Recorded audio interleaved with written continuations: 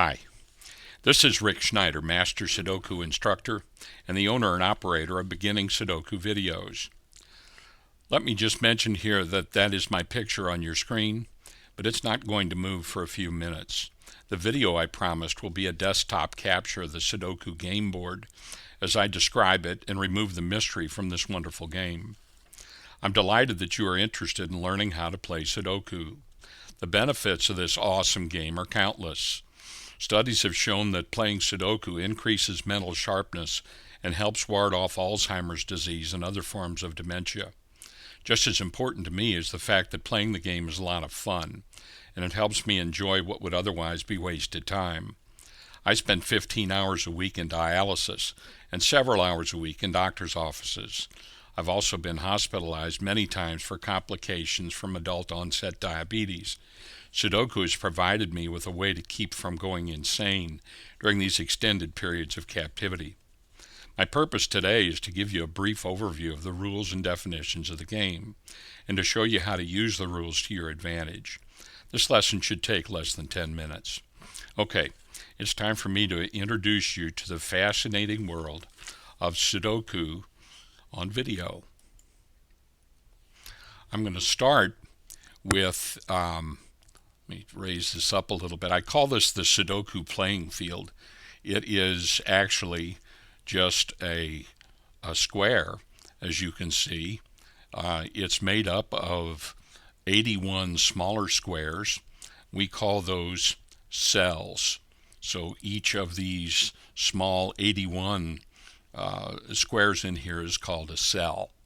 There are three elements in the puzzle that are used to take advantage of the rules to allow you to solve them. The first of all, each of the three elements contains 9 cells. The first is what we call a row. I've just shaded that across the top there. A row goes from left to right and contains 9 cells. Next is a column. A column goes from top to bottom and contains 9 cells. And the third element that's used in solving the puzzle is called a minor square. I've just outlined one here. It is a 3 by 3 square made up of 9 cells, and as you can see, I've shaded in alternate alternate minor squares so that you can easily identify them. Now, you'll find in solving puzzles in the newspaper or in magazines, they often don't have this shading here. That's no problem. We're using it here just to help you quickly identify the minor squares. It'll help you learn the basics of the game. So, I'm now going to talk to you about the rules of the game. In fact, there's only one. The rule of the game is that each row, each element, and each minor box or square must contain all of the numbers from 1 through 9. Logically then, each of these elements can contain only one occurrence of each of the numbers from 1 through 9. Okay? So we're going to use that information in order to solve puzzles. And before we get to an actual puzzle, I'd like to give you a demonstration of just how powerful this rule is. We know that in each puzzle, we're going to have a total of 9 of each search number. I'm going to take the search number 1. I'm going to fill 3 of these cells with the number 1. And I'll point out to you at this point that you're never going to face a puzzle that's empty like this. They'll always come with somewhere between 23 and 37 or 38 of the cells already filled in. So I'm just doing this here to give you a demonstration of the power of the rules. There are 81 total squares in this puzzle. We've filled in a total of 3. That means that there are 78 cells remaining to be filled. So there are 78 possibilities for the remaining 6 search number 1s. Remember, we said there'll be exactly 9 ones in the entire puzzle. So we've already solved for 3. That leaves 78 cells left to be filled. Now, let me show you the power of the rule. If you recall, we said that each of the, let me get on the right path here.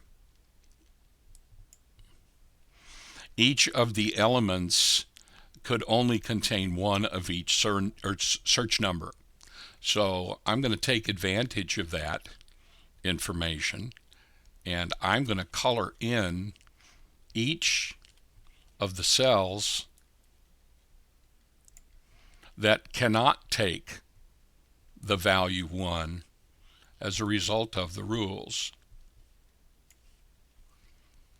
And just bear with me here. Obviously, this column can't take another 1. Obviously, this row can't take another 1 because there's already a 1 in it.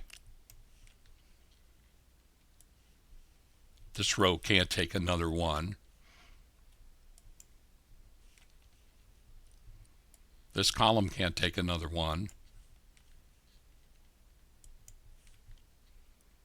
And this column can't take another 1. Let me get on track here. Okay, I believe that I have colored in this blue color all of the cells that are excluded to us from filling them with the number 1 because of the rules of the game. So what looked like we had to find our 6 remaining ones from a total of 78 possible cells. Actually, we've only got to find those 6 values 8 in the value 1s in, here is 8, here's another 8, that's 16, 24.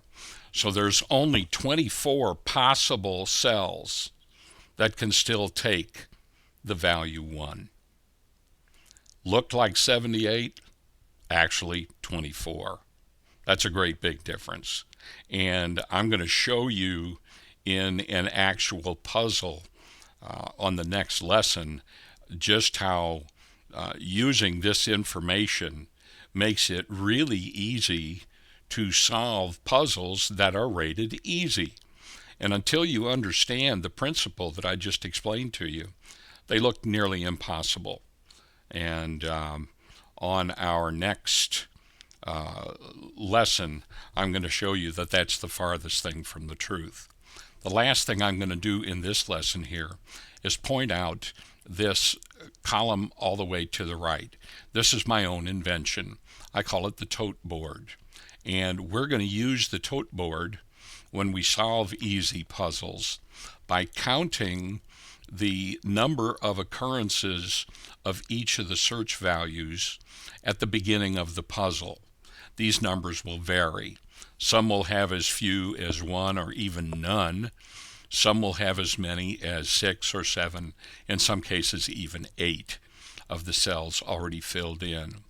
I'm going to recommend that with the easy puzzles that you fill in the tote board, find those values which have the highest number of occurrences, and start your solving there. Those are the easiest ones to solve. And on the next lesson, I'm going to show you how we put that into action. For now, I hope that you've grasped the concept of how we solved Sudoku, and I'll say goodbye for now, and I'll talk to you on the next lesson. Thanks very much. Talk to you soon.